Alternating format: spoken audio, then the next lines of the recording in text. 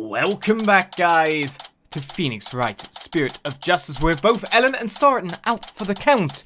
We call in ourselves another witness, or more to the point, someone we kind of wish to accuse in the future. Now we'll have to face Pierce on the stand. I'm not sure if I should be surprised or not. One thing's for sure, he won't be an easy adversary. So, do you think Pierce did it? It's too early to say anything at this point, but I do think he's still hiding something. Nick! Why didn't you pin everything on Sorin loser back there? What? Just so you can get a woman? Larry? She's not interested, Larry? Looks like Larry still hasn't given up on Ellen. If this Pierce guy is the real bad guy, then Sorin and my Ellie will live happily ever after together!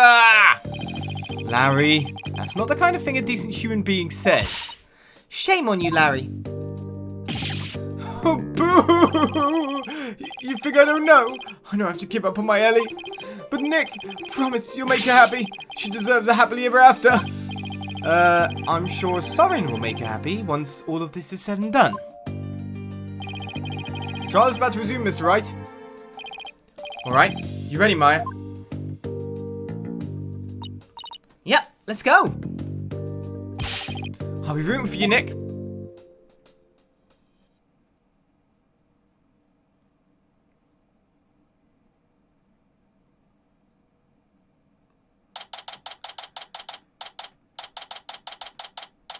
And so we return to the courtroom.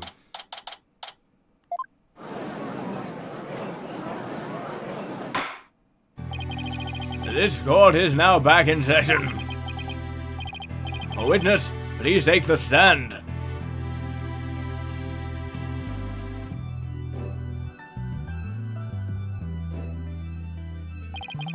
Please state your name and occupation. My name is Pierce Nichody. I'm the Sprocket family butler. Let's get straight to the point, Mr. Nichody. Someone tore out a page from Mr. Sprocket's notebook to manipulate his memories. And that person was you, wasn't it? That is correct. What about it? Well, that was easy. So why did you do it? Why did you tamper with Mr. Sprocket's notebook? Please allow me to explain. It pains me to do this, but I will tell you the truth. It pains you? That is correct. But my testimony will go against Master Sorin's wishes. Sorin's wishes? What is he talking about?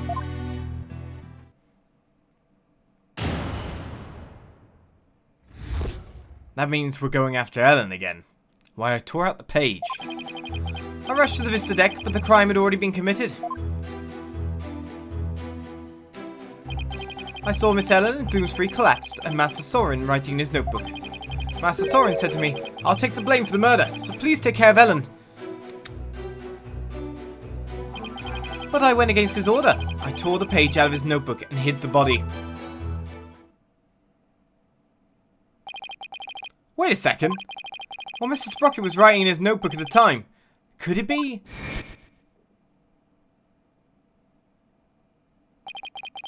It was meant to be a confession, an admission he'd killed Gloomsbury himself.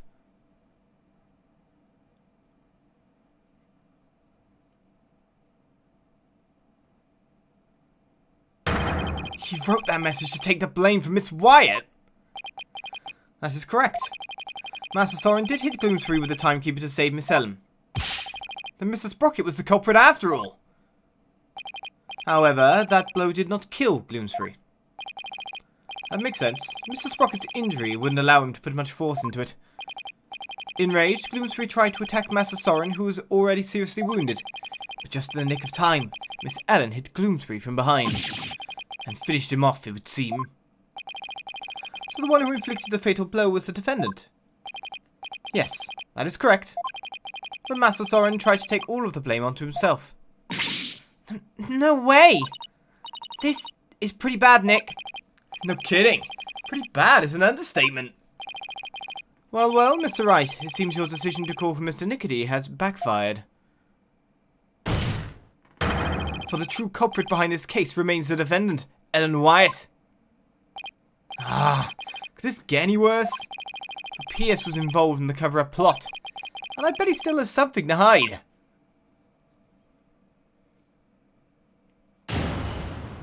No music throughout that segment, but it's time to press finally, while I tear out the page. I rushed to the Vista deck, but the crime had already been committed. Hold it! Wait a minute. I thought you went to the Vista deck with Mr. Sprocket. Actually, that is not true. What? What do you mean? I found this out afterward, but Master Sorin went to the Vista deck alone. He went out the escape hatch in the reception hall and went along the outside wall. What? You can't be serious. You mean Mr. Wright's addle-pated guess was actually correct? What's with the addle-pated? I suppose truth really is stranger than fiction.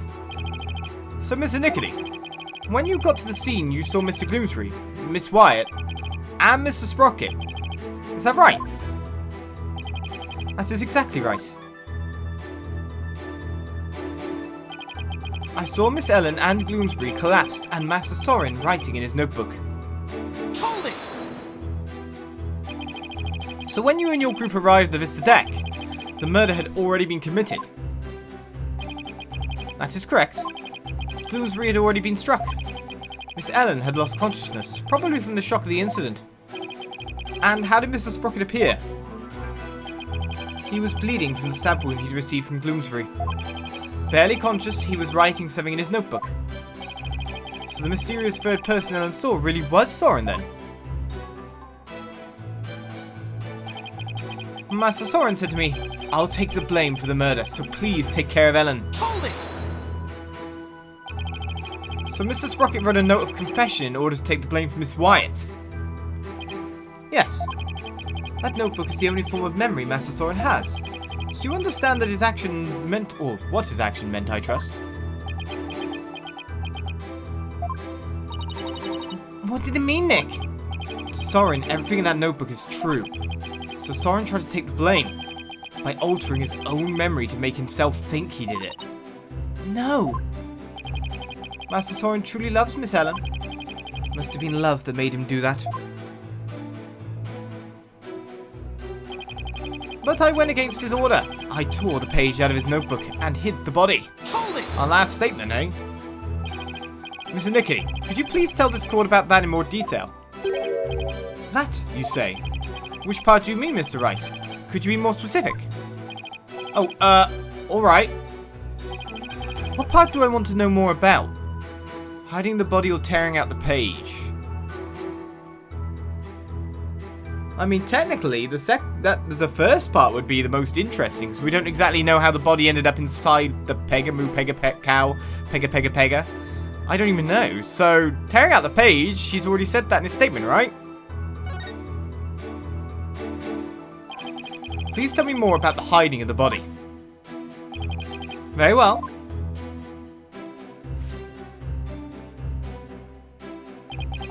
After saying he would take the blame, Master Sorin passed out. That's when I hid the body. I quickly took the lift down to the hold, where I hid Gloomsbury's still warm body in the spare peggable lantern. So it was you who hid the body, not the defendant? To think Mr. Butts would move the lantern containing the body to the reception hall. Well, I did not see that coming. I don't blame you. Not even Larry can predict what Larry will do next. Maybe I should take another look at the lantern and evidence. Okay. I'll take a little look. Right, the stored lantern. There's a blood stain on the inside wheel handle as if somebody gripped you with a bloody hand. Oh, not dead at the time. I guess that's what we're looking at here. Mr. Wright, would you like that statement added to the witness's testimony? Sure thing. Yes, please. Very well. Please add that statement to your testimony, Mr. Nichody. Well, the game suggested that I use the broken lantern at this point, so here we go. In the hold, I hid the still warm body in the spare peggable lantern. Still warm being the fact that it's still alive, isn't it? It's still warm and not chilling out. Right then, well, game literally told me to. Objection! Could it be? Is that what happened? If what I'm thinking is true, then maybe I can prove neither Ellen nor Sorin did the deed. Mr. Nichody, you said the body was still warm when you hit it, correct? So then, what if Mr. Gloomsbury was still alive when you went to put his body inside the lantern? What? What? That's preposterous. Actually, this shows that the victim might have been still alive while inside the lantern. I'm afraid you'll have to point out which part you're talking about, Mr. Wright. This part here shows that the victim might have still been alive inside the lantern. Still warm body. Now let's see if I get my placement right. As you can see, the back end of the lantern is a door. And there's blood here on the wheel handle. Objection! That bloodstain must have gotten there when the witness put the body inside the lantern. It in no way shows that the victim drew his last breath while he was within the lantern. I disagree, Mr. Edgeworth. For you see, in putting this lantern back together, the police inadvertently placed the inside handle on the outside and vice versa. In other words, the wheel handles got swapped. Oh my! They got swapped. Yes, they got swapped. What? That's ridiculous! Not at all. If you compare the other male peggable lantern in the reception hall, it's quite obvious the wheel handles were attached backwards. The detective in charge of the restoration will see me in my office later. Sorry, Emma, and good luck. In that case, what does the bloodstain on the wheel handle mean? The bloodstain didn't get there by chance. When the victim was put inside the lantern, he was only unconscious, not dead. When he regained consciousness, he probably tried to get out of the lantern. So he grasped me in a wheel handle, and that's when the blood got on it. This proves that the victim was still alive when he was inside the lantern. At the time, I was completely convinced Gloomsbury was dead. Had I checked more carefully, he might have survived. Unfortunate to be sure, but not significant enough to change this trial's outcome. Again, I disagree, Mr. Edgeworth. It actually has a very significant impact on this case. The victim was struck by the defendant, then died from his injuries sometime later. There's nothing more to it. Objection! That's where you're wrong. Let's take another look at Mr. Gloomsbury's autopsy report, shall we? Please focus on the description of his injuries. It says one contusion was found in the back of the head and one on the side. Yes, the one Mr. Sprocket gave him and the one Miss Wyatt delivered to finish him off. No, the defense would like to submit a different interpretation. A different interpretation? The victim was knocked unconscious by the first blow and was then put into the lantern. Then what about the lethal blow by the defendant that the witness talked about? Yes, well, that didn't happen. At some time, when the victim regained consciousness and tried to get out of the lantern, that's when he received the second blow that finished him off.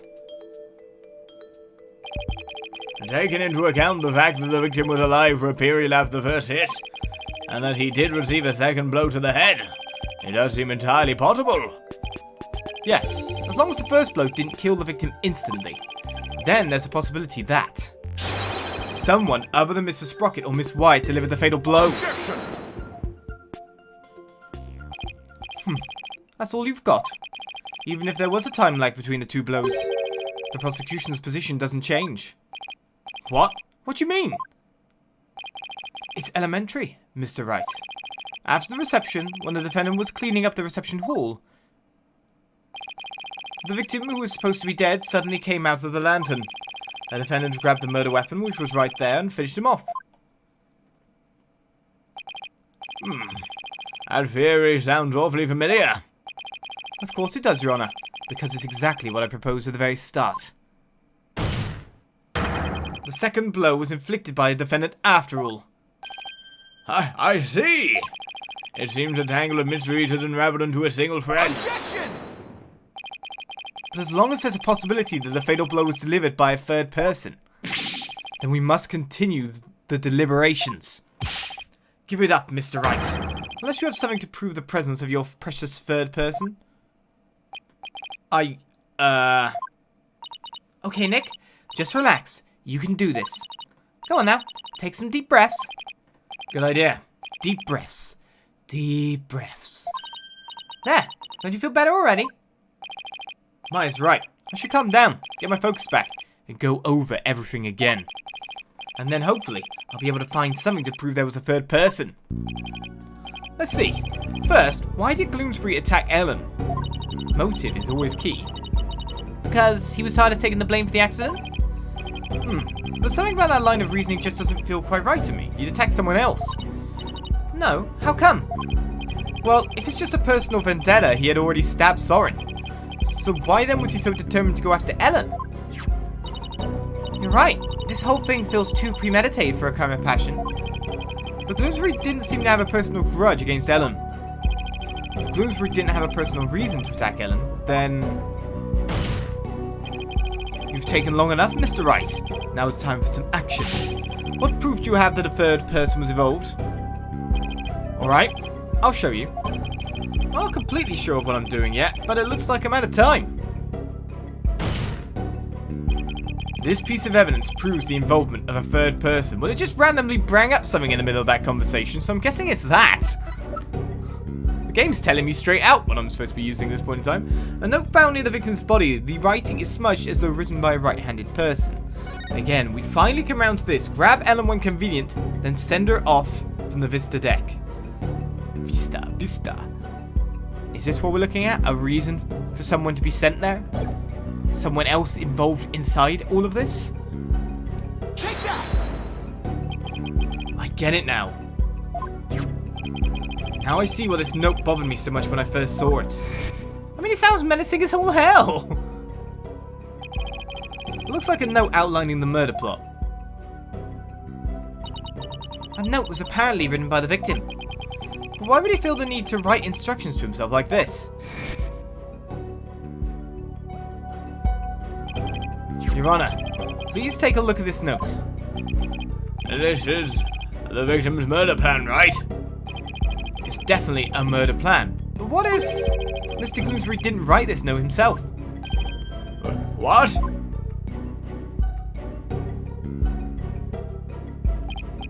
This is how you intend to conjure up your mysterious third party, Mr. Wright. Can you even prove that that note wasn't written by the victim? Yes. Yes, I can. Very well then. Please present your evidence, Mr. Wright. This evidence proves the victim didn't write the notes. So, if we're following on from what we saw there, and we're looking for proof that didn't happen,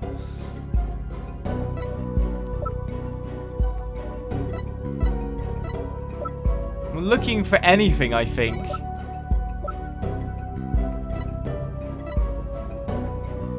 Regarding handedness. There we go. A candelabra from the hold bearing fingerprints from Bloomsbury's dominant left hand, stained with the same blood found on the left. Dominant left hand, note was written by someone with a right-handed hook. It's all about the hands now. It's all about what your right hand is. Take that! This is the weapon Mr. Bloomsbury used to stab Mr. Sprocket. I was wondering what you'd pull out this time, until I asked what that could possibly have to do with the note. Mr. Bloomsbury's prints were found on this candelabra, and the prints were from his left hand. And so, that makes the victim left-handed, correct? Exactly, Your Honor. The police looked into it too, and confirmed as much. Now, take a look at the smudged writing in this note. Notice how the smudging only starts from the middle of each preceding line. Had this been written by a lefty, the writing would be smudged from the far left end. This means that whoever wrote this note was definitely right-handed. In other words, somebody other than the victim wrote this note. What? But if someone other than Mr. Bloomsbury wrote it, then what does this note mean? Mr. Bloomsbury followed this note to the letter when he attacked Miss Wyatt. So clearly this note isn't a murder plan written by Mr. Bloomsbury, but rather, these are instructions to kill Miss Wyatt issued by somebody else. Objection! If it wasn't the victim who wrote these so-called instructions, then who wrote it? Most of the people involved are right-handed, you know. He is correct. The majority of the family and their employees who were on the airship. are indeed right-handed, as with most of the population. I must say, this is a very rough and slipshod conjecture you proposed. I admit I haven't figured out who wrote it just yet. Leave it to Mr. Edgeworth to go for the jugular. This culprit who ordered Gloomsbury to attack Ellen. What could their motive have been? It doesn't seem very likely Ellen did anything to incur anybody's wrath, right? Right. Not too likely, anyway. In that case, it has to be about Sorin. If somebody were to hold a grudge against Sorin, what would it be about? That accident, I guess. I can understand if Gloomsbury felt resentful about having to take the blame. But the one who lost the most in that accident was Sorin's sister. She lost her life after all. Sorin suffered too, of course. He was crushed by losing somebody so precious to him. Somebody precious, huh? Sorin's sister. Wait, there's one more person. There's someone else who must hold a grudge against Sorin. Did you figure something out? I think so. I think that somebody else used Gloomsbury to try and get revenge against Sorin. Did you say somebody tried to get revenge against Mr. Sprocket, Mr. Wright? The person who manipulated and used Mr. Gloomsbury was Sorin's father, the family elder, who was Selina's fiancé. Motive.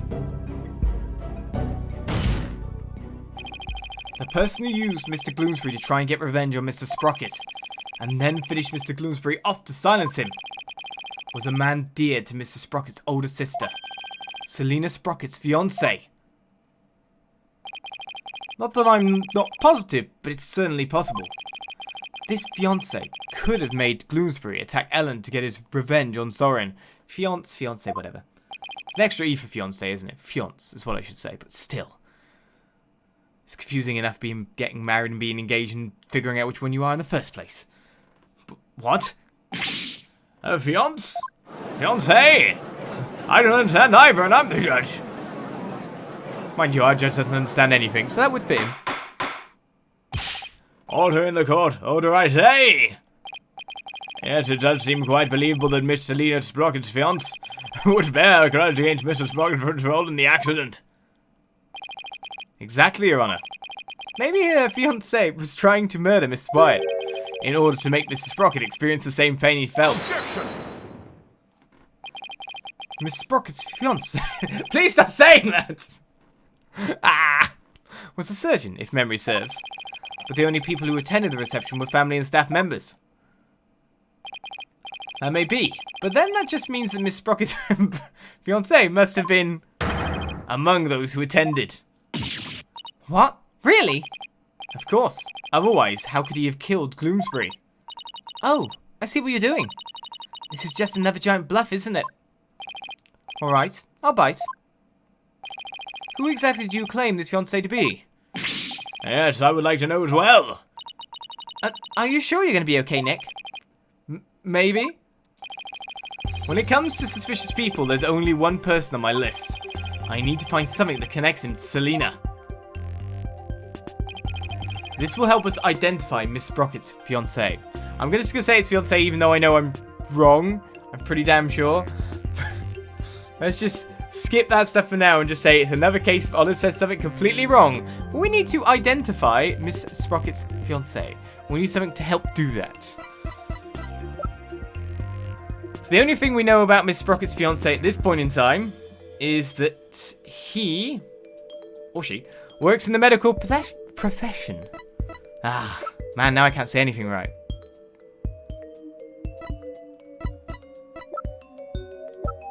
Is there anything that hints at this?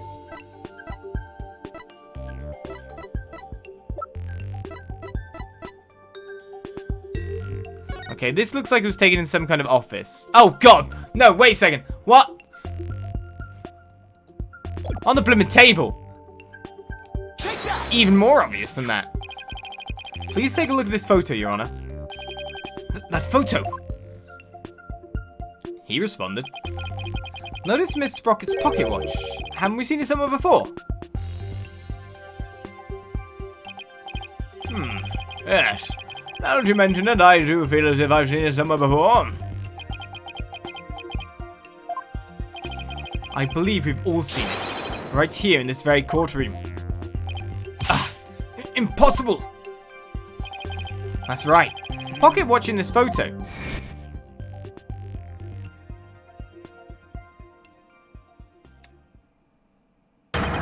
It's the same pocket watch Mr. Nichody has on him right now.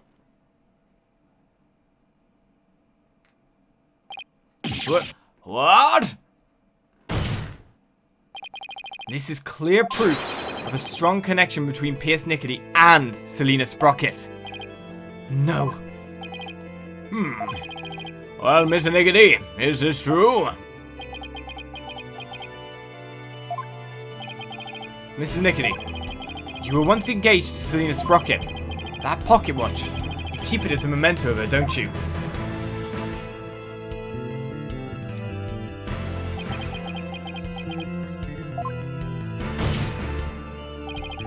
Mr. Nichody, you planned to rob Mr. Sprocket of his loved one, to make him feel the same pain as you. Isn't that right? But Mr. Sprocket managed to fight back and knocked Mr. Gloomsbury unconscious. You thought Mr. Gloomsbury was dead and hid his body in the lantern.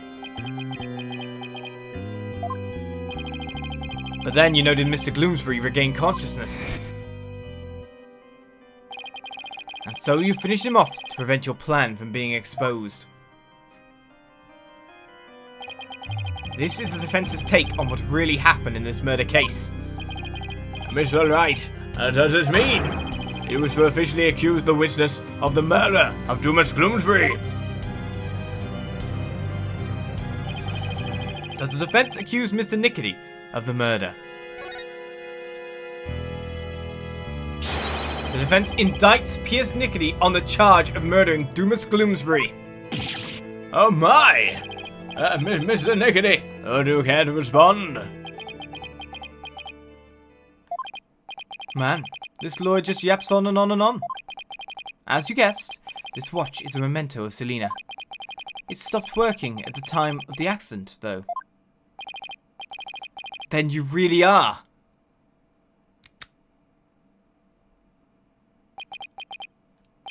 Yes, I was Selena's fiancé, and not just her fiancé, but the surgeon beside her deathbed. Objection! Mr. Nichody, why didn't you tell me any of this before? Shut it, you useless prosecutor. I thought you could be of use, but apparently this case was too much for you. What did you say? If your office hadn't stuck its nose all up in this, I could have swept it under the rug. Not only did you interfere with the case, but you even let me fall under suspicion. That's because you kept trying to cover things up on the sly. But covering things up wasn't your only involvement. The only person who had a motive to use the victim to try and kill Miss Wyatt was you. Oh,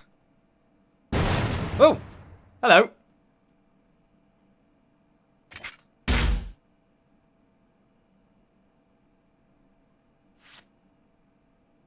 What? Oh, surgeon's mask, but it makes him look delinquentish. Oh, the cuffs are off. Surgeon's gloves. Malignant tumours. There are malignant tumours in this courtroom. Legions oozing with false charges. The tumours are one idiotic lawyer and one useless prosecutor. After the truth is revealed, I'll have the both of you incised from the legal world.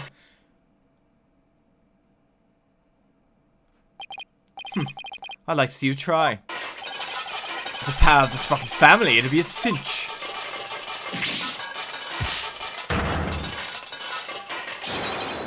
I will now begin the operation. What in the world happened to Mr. Nichody? Looks like he's finally shown his true colors. Nick, look what he did to that shoulder mech. Quit your yapping before I suture your chatty lips shut. It's like he's a completely different person. Sure looks like it, huh? We can't let our guards down now. Phoenix is treating this as a joke. Mr. Nichody, it's finally time for you to testify. To the truth. It seems we're entering the final act at last. Ah, so we are. The final act is upon us. Doesn't that make it a good time to end it right here, right now, and continue on next time on Phoenix Wright, Spirit of Justice? Are we there? Is this the end of the game? Find out next time. I'll see you around. Bye-bye.